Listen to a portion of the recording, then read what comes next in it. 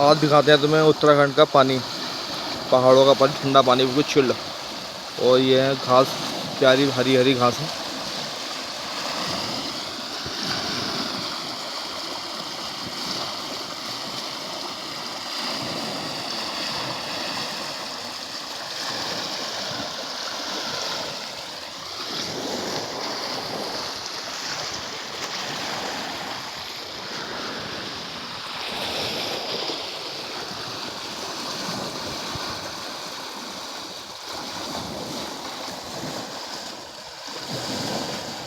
ये लहर देखो, लहर है, बिल्कुल पानी की लहर है।